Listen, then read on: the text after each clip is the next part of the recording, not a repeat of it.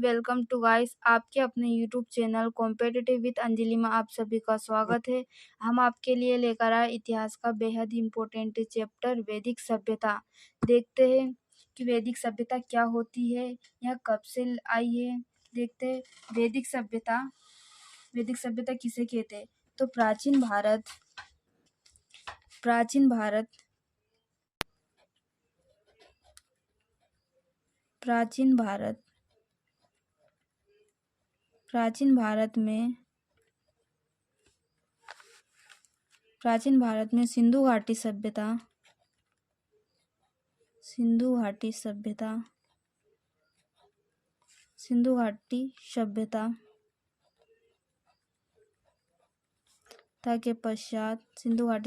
के पश्चात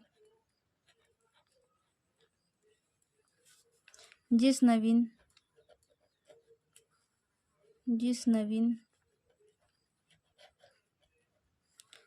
नवीन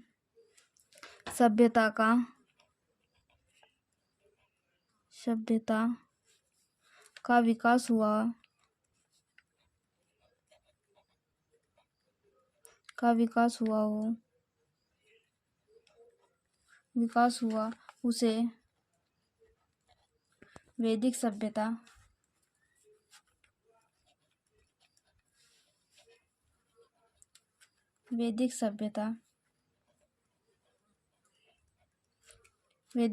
के नाम से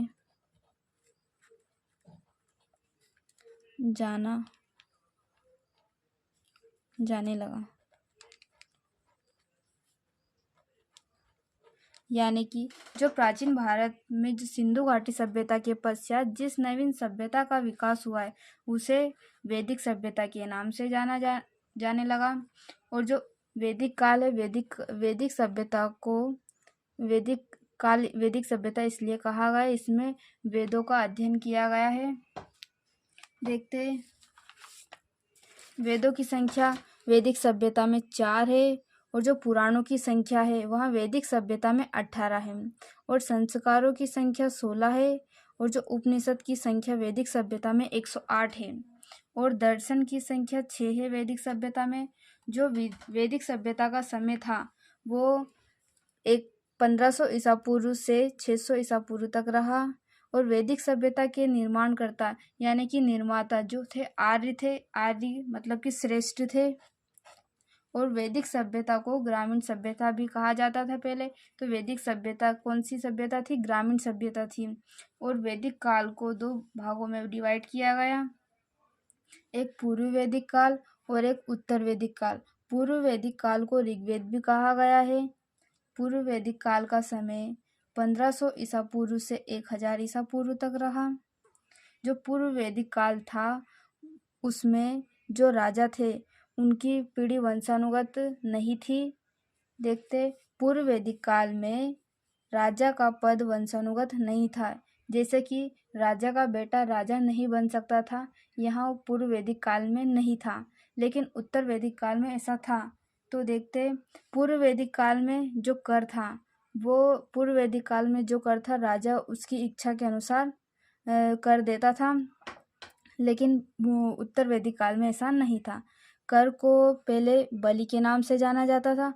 तो जो पूर्व वैदिक काल में कर था वो स्वेच्छा अनुसार था।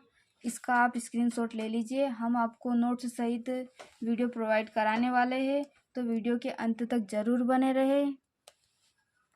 वैदिक सभ्यता का स्क्रीनशॉट ले लीजिए आप।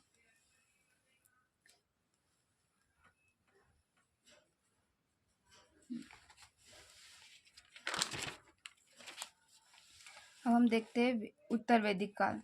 तो उत्तर वैदिक काल का समय 1000 से 600 ईसा पूर्व तक रहा। उत्तर वैदिक काल में कर अवश्य देना पड़ता था। जो उत्तर वैदिक काल था उसमें राजाओं को कर हमेशा देना पड़ता था, भले वो कहाँ से भी लेके आए, या चोरी करके लेके आए या खुद के पास से, तो जितना भी कर लगता था उतना देना पड़ता था। और जो उत्तर वैदिक काल है वह वंशानुगत होने लगा कि जैसे कि राजा का बेटा राजा बनने लगा। जो उत्तर वैदिक काल में जो राजा का बेटा राजा बनने लगा और वेदों की संख्या 4 बताई गई है, यानी कि 4 ही वेदों की संख्या है।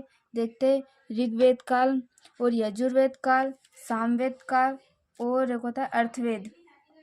ये 4 वेद है। ऋग्वेद का अध्ययन करने वालों को ह्रोत का कहा गया है, यानी कि ऋग्वेद के पाठ करने वालों को ह्रोत का कहलाता है। और जो यजुर्वेद का अध्ययन करने वालों को अथर्वयु कहा गया है, यानी कि जो यजुर्वेद का पाठ करने वाला अथर्व कहलाता है और सामवेद का पाठ करने वाला उद्गाता कहलाता है और अथर्ववेद का पाठ करने वाला ब्रह्मा कहलाता है। देखते इन चारों का एक साथ में अध्ययन करना संहिता कहलाता है। अगर इन चारों का एक साथ में अध्ययन किया जाए तो संहिता कहलाता है। इन चारों वेदों को एक साथ में संहिता कहा जाता है।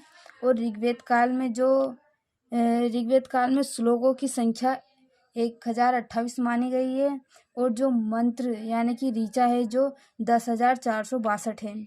और ऋग्वेद में मंडल यानी कि चैप्टर की संख्या 10 मानी गई है, जिसमें जो ऋग्वेद काल के जो तीसरा मंडल में गायत्री मंत्र का उल्लेख किया है और जो चौथे मंडल में कृषि का उल्लेख किया है। आप इनका भी स्क्रीनशॉट ले लीजिए।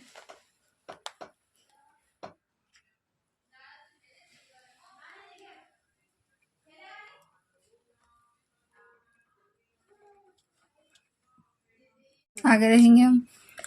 गाय को ऋग्वेद में अगन्य कहा गया है और जो सबसे प्राचीन वेद है वहाँ है ऋग्वेद काल। यहाँ बहुत बेहद इम्पोर्टेंट क्वेश्चन है कि सबसे प्राचीन वेद कौन सा है, तो सबसे प्राचीन वेद है ऋग्वेद। और जो यजुर्वेद यहाँ यज्ञ से संबंधित कर्मकांड है। जो यजुर्वेद है वह यज्ञ से संबंधित कर्मकांड है। और जो सामवेद को भारतीय संगीत का जनक कहा गया है। तो भारतीय संगीत का जनक किसे कहा गया है, तो भारतीय संगीत का जनक सामवेद को कहा गया है। और जो अथर्ववेद यहाँ सबसे बाद का वेद है।